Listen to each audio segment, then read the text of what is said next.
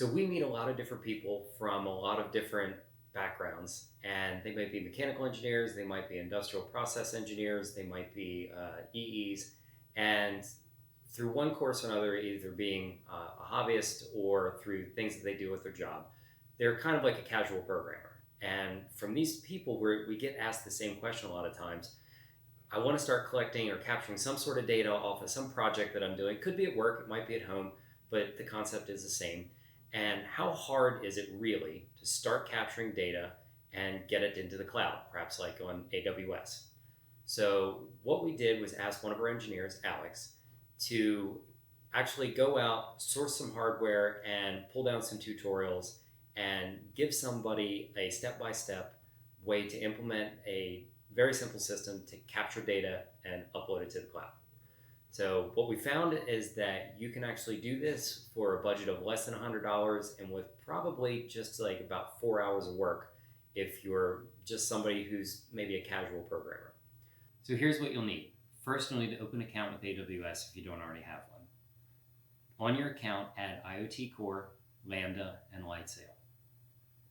Then you're going to need some hardware. The hardware that we chose for the example is just a simple Raspberry Pi.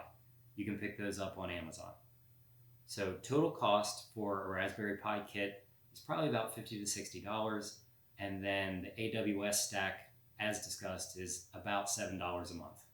So here is Alex with 10 steps to capture data and send it to the cloud. Step 0 would be to read the 5-minute tutorial on the AWS website about how their IoT platform works. We have a quick rundown. It consists of creating a thing, which is just a logical unit of a cloud-enabled device. A thing could be an embedded device, a laptop, a vending machine, a thermostat, smart sensor, something along those lines. So you create a thing on AWS, create rules to process the incoming data with their rules engine, and you can also read and set the device status with something called a device shadow. It's a quick 5-minute tutorial.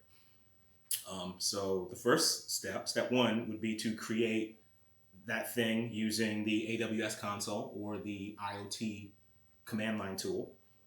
Step 2 would be to create a security policy for that thing, allowing it to publish, subscribe, connect, things of that sort. And you attach that security policy to the certificate you created for the thing that allows it permission to access AWS. Next would be to download the SDK for your language of choice. They have several flavors. You can use C++, Go, Java, .NET, PHP, Ruby, Python, and Node.js, I believe. For my examples, I used C++. They seem to be the easiest. So then you build the SDK for step 4. Just download it from their GitHub. I believe they support a CMake build system. It's pretty easy to build, and that will give you a static library to link against, and also some sample code, which is a great example on how to actually publish and subscribe. Step 5 would be to modify that sample, create a new topic to publish against. Topics are just strings that you define. So you can create something like my test topic, test string, something of that sort. Build those samples again with the modified updates. Step 6 would be to open the AWS console again. They have a testing console that allows you to publish and subscribe to topics. So create a subscription to the topic that you just added to your source code, your modified sample. Step 7 would be to run that modified sample and verify that the data sent from the device is what you're receiving in the test console. It'll display right in their web browser, and it's pretty easy to see whether you get the data immediately. Step 8 would be to integrate that sample code into your device that you want to be cloud enabled.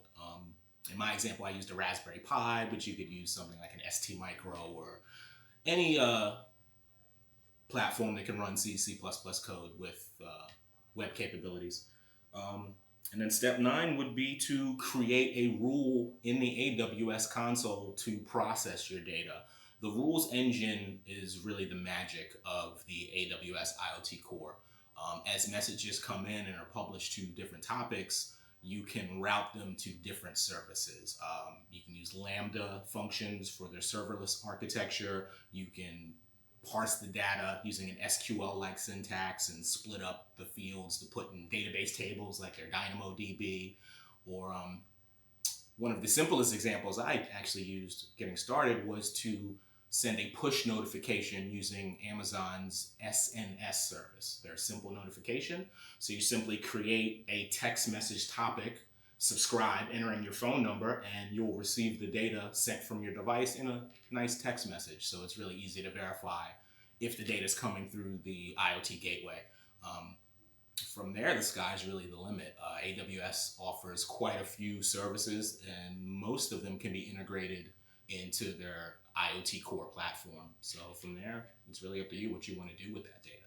But to get it from your device to the cloud shouldn't take you more than an hour or two with a decent platform after you've read the tutorials. Definitely go through tutorials. They go through a lot to let you know how to configure your device, how to set it up. But from an engineering standpoint, it's not very difficult. Building the architecture is where the magic is. So the sky's the limit from there. So let us know what you think in the comments below. And also, if you'd like us to go more in depth on any one of these steps and you think that'd be helpful, put that in the comments as well, and we can create a follow-up video with a little more explanation. Thanks.